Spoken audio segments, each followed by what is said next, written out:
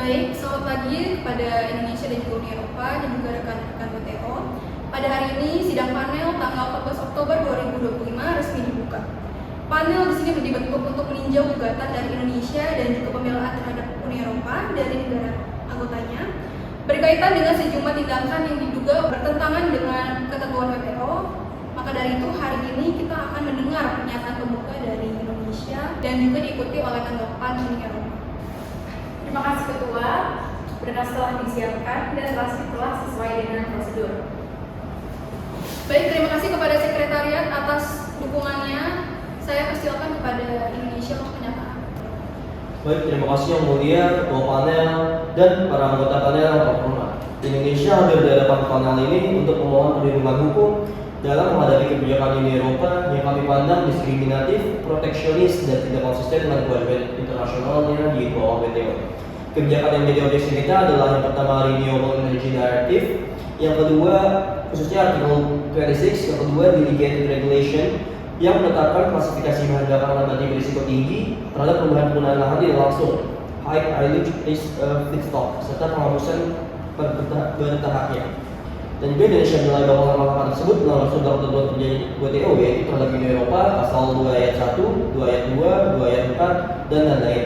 Serta yang kedua pasal 11, pasal 1 ayat 1, pasal 3 ayat 4, dan karena kebijakan tersebut memberikan perlakuan lebih menguntungkan bagi biofuel domestik Eropa dan membatasi aspek impor dari Indonesia. Baik, terima kasih kepada Indonesia atas pernyataan pembukanya. Di sini panel mencatat bahwa pokok-pokok gugatan dari Indonesia nantinya akan dinilai berdasarkan aturan dari WTO. Kemudian saya akan mempersilakan kepada Uni Eropa untuk menanggapi dari pernyataan Indonesia. Baik, terima kasih Yang Mulia. Indonesia menurut kami melakukan biodiesel sawit secara kurang menguntungkan dibandingkan riset atau sebelumnya. Namun perbedaan perlakuan yang ada tidak didasarkan pada asal negara produk, melainkan pada karakteristik lingkungan bahan bakunya. RED2 dan Delegated Regulation ditetapkan secara universal untuk semua negara dan semua jenis tanaman.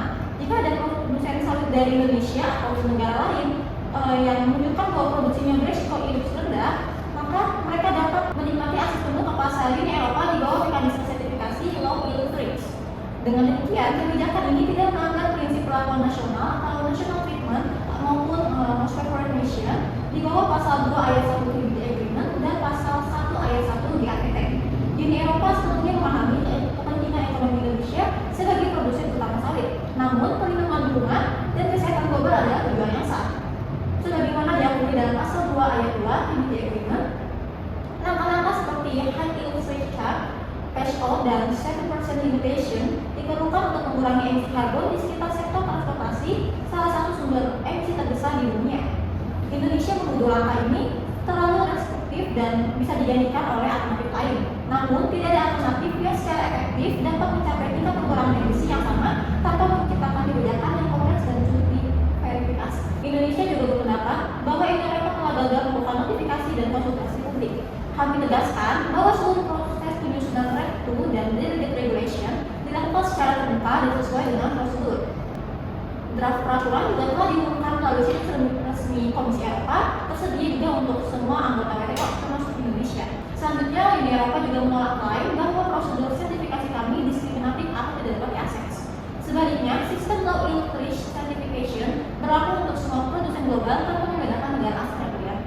Prosedur ini memastikan bahwa biofuel yang masuk ke pasar Eropa berasal dari produksi yang tidak mendorong ekspansi lahan pertanian atau deforestasi.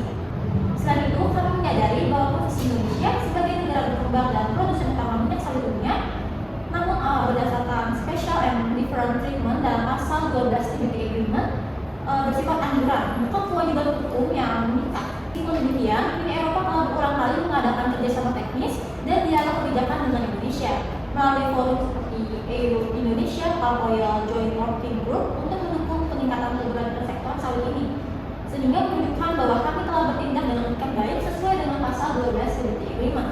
Sebagai penutup, Uni Eropa menegaskan bahwa sekalipun panel menilai kebijakan kami membatasi perdagangan, langkah-langkah tersebut tetap digunakan berdasarkan pasal 20B dan 20G di ATT 1994 karena tujuannya adalah untuk melindungi kesehatan manusia, hewan, dan tumbuhan dari dampak perubahan iklim serta melestarikan sumber daya alam yang habis termasuk hutan tropis dunia. Dengan demikian Yang Mulia, Uni Eropa dengan hormat meminta panel untuk seluruh klien Indonesia ditolak dan ditegaskan bahwa kebijakan kami sepenuhnya konsisten dengan ketentuan WTO, serta merupakan langkah yang sah untuk melindungi lingkungan dan memenuhi komitmen internasional terhadap perubahan iklim. Terima kasih yang mulia. Baik, terima kasih kepada perwakilan Uni Eropa atas pembelaannya. Di sini panel mencatat bahwa Uni Eropa menolak semua klaim dari Indonesia atas diskriminasi dengan pembelaan dan kebijakan lingkungan yang didasarkan dengan prinsip yang sah dan juga proporsional.